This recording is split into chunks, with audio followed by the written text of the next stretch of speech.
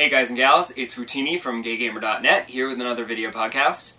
This week I continued to play Professor Layton on the train and Batman at home, and I am continuing to find that Batman is just very distracting.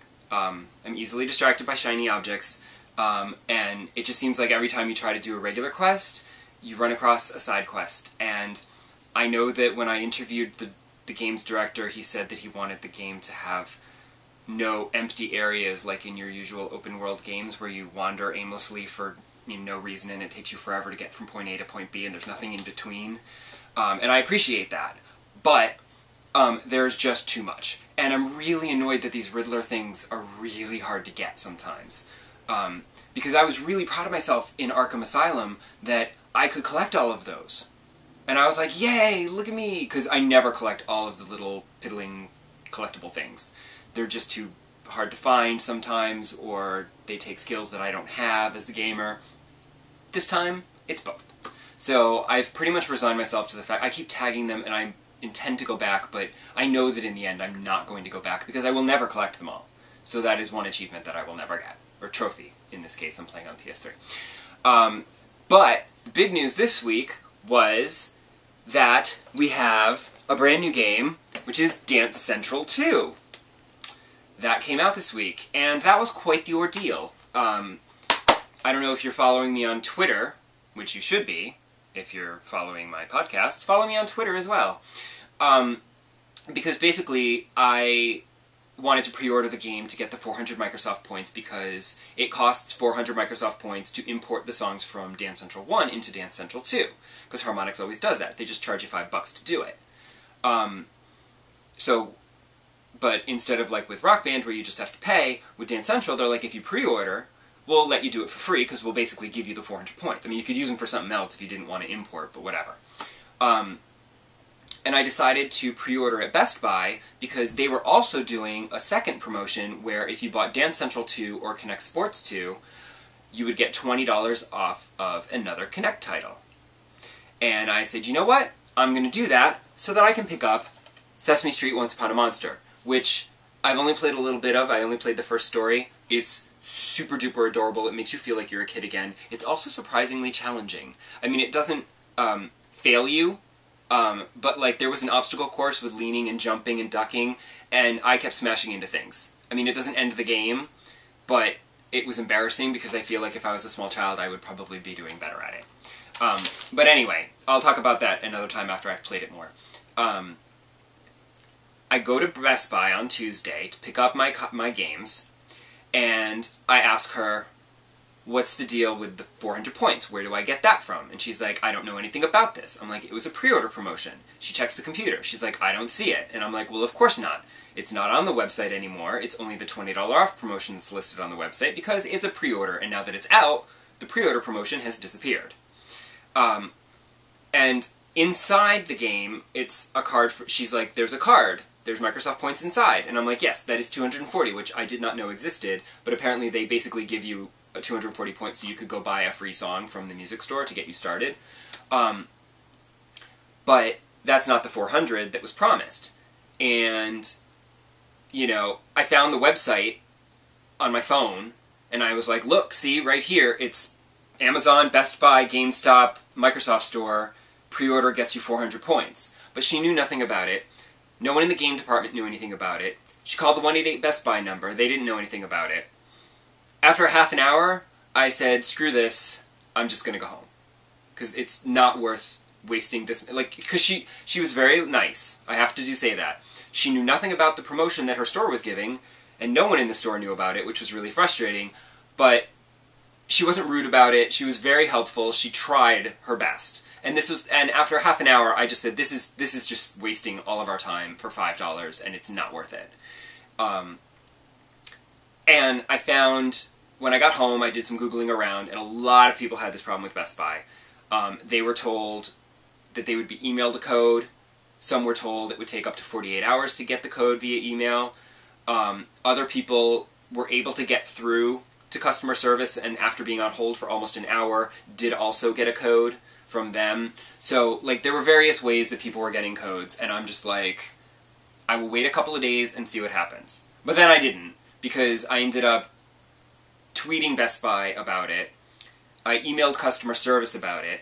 The tweet got back to me and said, send us an email at this address with more details, so I did that too. Then I got another message from like some Best Buy in Canada saying, you know, sorry you're having a problem, email us at this address and we'll take care of it. And then after a couple days, like the day after I sent out a bunch of emails, I got 3 different replies, 2 from customer service and 1 from the Twitter help people, with my codes. They're like, we're very sorry that you experienced this problem. Here is your code. And what I thought was great was, oh, I'll have multiple codes, I can like give them to people. But no, it's all the same code. So that was very interesting. So clearly they all did the same thing and got the same code for my purchase. I just don't know why they couldn't give me that code when I purchased the game. So, I mean, it was fine, because I had plenty of songs in Dance Central 2 to play. I didn't need the imported songs yet anyway, so it didn't mind waiting a few days for that. So anyway, I have been playing Dance Central 2 a whole lot. It's awesome. It's basically the best kind of sequel, which is a sequel that takes everything that's good about the first game, doesn't screw it up, and then adds things that make it better, including some things you didn't even know you wanted, but also some things you knew you did want. Like, even all the way down to the littlest thing, like, you turn on fitness, the fitness mode, and it just stays on. So every time you sign in as yourself, if you have fitness mode on, it stays on. As opposed to the old game where you had to go in and turn it on and enter your weight every single time. Because I would forget. I would just start dancing and then realize, oh, I could be burning calories and logging that and getting an achievement or whatever. But no. So it's very helpful. Although it doesn't ask you to enter in your weight, so I'm not quite sure how it's determining the calories burned, but whatever. So little things like that, all the way up to,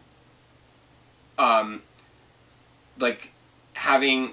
I feel like it's a little more forgiving with the choreography, because I've basically played through nearly every song in the game. I've played through the entire story mode, yes, there is a story mode, on easy, and I've yet to do Break It Down.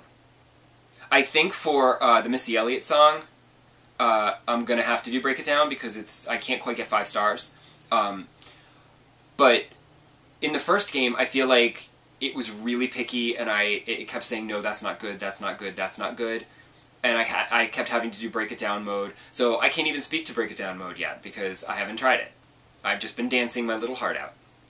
And I haven't done 2-player yet either, because I did try 2-player with my boyfriend with the Grease game, and there's really not enough room in my living room for that. It's a very small apartment. So, yeah.